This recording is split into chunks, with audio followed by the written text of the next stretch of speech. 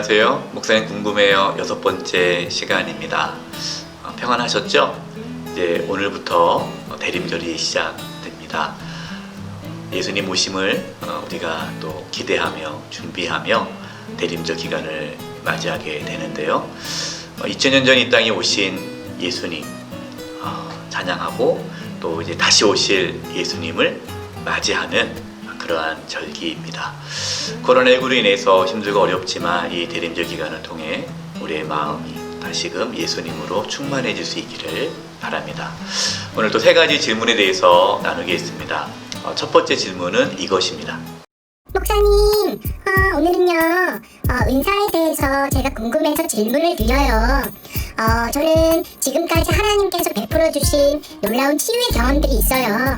제가 간절히 기도하는 중에 한 번은 제 다리를 낫게 해주신 적도 있고요, 한 번은 제 아들의 피부 질환을 낫게 해주신 적도 있어요. 그러면 목사님, 저는 신유의 은사가 있다고 생각해도 되는 걸까요? 그리고 이참에 또 질문을 드리자면 하나님께서 주시는 은사들에는 어떤 것들이 있나요? 목사님 궁금해요. 은사에 대한 질문을 하셨어요. 우리가 은사에 대해서 이야기할 때 가장 중요한 것 중에 하나가 무엇이냐면 하나님께서 왜 은사를 우리에게 주시느냐입니다.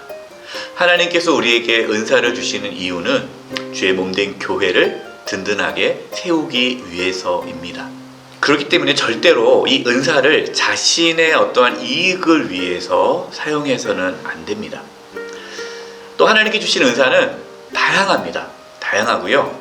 또 하나님께서 그 은사를 주신 것이기 때문에 이 은사라는 단어는 은혜, 이 카리스라는 단어의 어원을 함께 합니다. 그렇기 때문에 은사는 하나님께서 주신 은혜의 선물이다라는 것을 알아야 됩니다. 성경에서는 은사에 대한 구절이 몇 구절 나오는데 대표적인 구절이 2구절이 있습니다. 먼저 고린도전서 12장 8절에서 10절입니다. 어떤 사람에게는 성령으로 말미암아 지혜의 말씀을, 어떤 사람에게는 같은 성령을 따라 지식의 말씀을, 다른 사람에게는 같은 성령으로 믿음을, 어떤 사람에게는 한 성령으로 병 고치는 은사를, 어떤 사람에게는 능력 행함을, 어떤 사람에게는 예언함을, 어떤 사람에게는 영들 분별함을, 다른 사람에게는 각종 방언 말함을, 어떤 사람에게는 방언들을 통역함을 주시나니. 이렇게 이제 여러 가지 은사가 있는데요.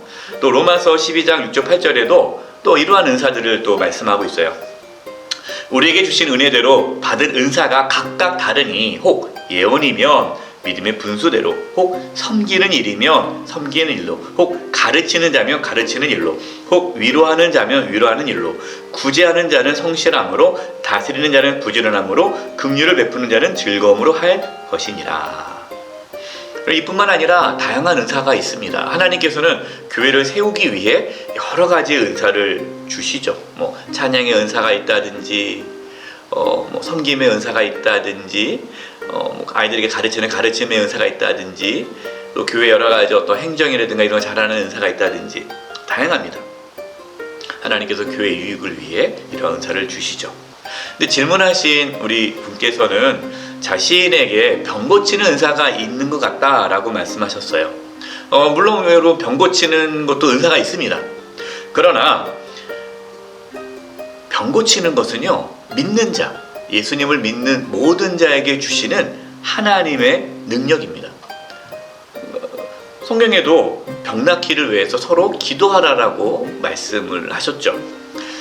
마가복음 16장 17절 18절에 이렇게 말씀하고 있습니다. 믿는 자들에게는, 믿는 자입니다. 예수님 믿는 자들에게 이런 표적이 따르리니 곧 그들이 내 이름으로 귀신을 쫓아내며 새 방언을 말하며 뱀을 집어올리며 무슨 독을 마실지라도 해를 받지 아니하며 병든 사람에게 손을 얹은즉 나으리라 하시더라. 그러니까 믿는 자에게는 하나님의 능력이 나타나는데 병든 자에게 손을 얹으면은 병이 낫는 은혜를 하나님께 주신다라는 거죠. 야고보서 5장 16절입니다. 그러므로 너희 죄를 서로 고백하며 병이 낫기를 위하여 서로 기도하라. 의인의 강군의 역사하는 힘이 크미니라. 서로 병 낫기를 위해서 기도해라. 하나님께서 그를 일으키시겠다라고 말씀합니다. 그렇기 때문에 이 병 고치는 은사, 나에게 병 고치는 은사가 있나? 라고 생각하기보다는 믿는 자들에게는 하나님께서 병 고치는 은혜를 주신다라고 생각하면 좋을 것 같습니다. 그러나 우리가 기억해야 할 것은요, 우리가 기도한다고 해서 모든 병이 다 낫는 것은 아닙니다. 그렇기 때문에 우리는 병 낫기 위하여 기도하지만 하나님의 주권을 인정해야 돼요.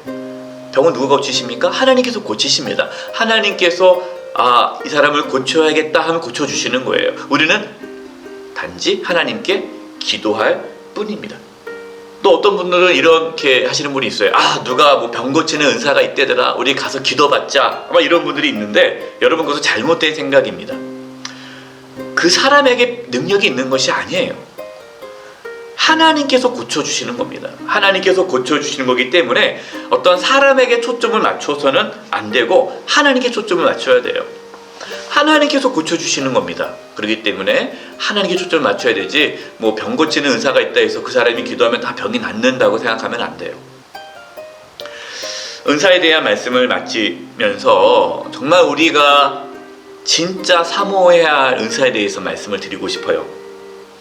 고린도전서 12장 31절입니다. 너희는 더욱 큰 은사를 사모하라. 내가 또한 가장 좋은 길을 너에게 보이리라. 이제 바울이 고린도 교회 여러 가지 교회 안에 은사자들이 많아가지고 교회 갈등이 많이 생겼습니다. 그래서 고린도 교회 성도들에게 은사가 여러 가지가 있다 쭉 나열을 하면서 마지막으로 그러나 너희들에게 정말 귀하고 좋은 은사, 더 큰 은사가 있음을 말하고 그 은사를 사모하라라고 말씀을 전하죠. 그 은사가 무엇입니까? 고린도전서 13장에 나오는 사랑입니다. 여러분, 사랑이 가장 큰 은사예요. 우리는 사랑으로 모든 것을 해야 합니다. 사랑이 없으면 그 모든 은사는 소용이 없습니다. 우리 질문하신 분께서 병 고치는 은사가 있다라고 생각하시는데 뭐 병 고치는 은사라기보다도 정말 사랑하는 마음으로 아프신 분들을 위해서 기도해 주시기 바랍니다.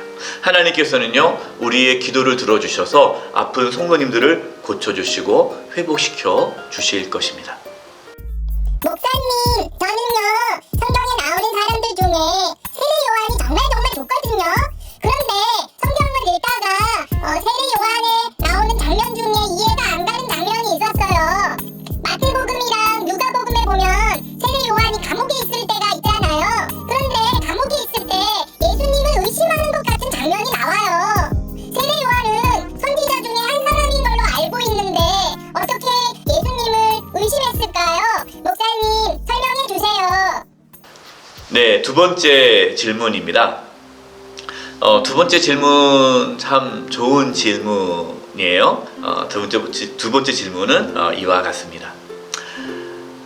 세례 요한이 감옥에 갇히기 전에 예수님께 세례를 베풀었죠.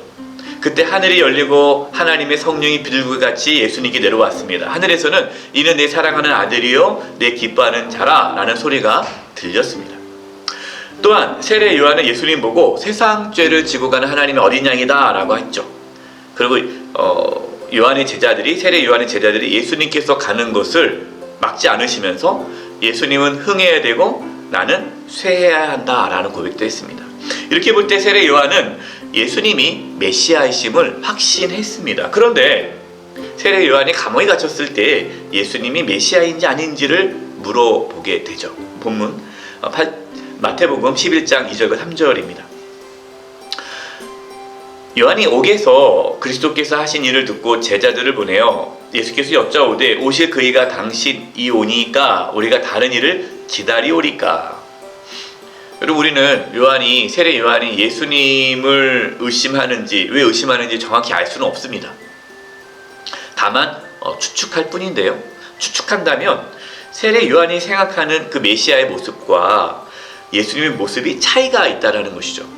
이것은 비단 세례 요한뿐만 아니라 그 당시에 유대인들이 생각하고 있었던 메시아에 대한 생각입니다. 세례 요한은 예수님이 메시아로서 이 로마의 압제에 있는 이스라엘 백성들을 구원해 주시고 해방해 주실 분으로 이해할 수 있었을 것입니다.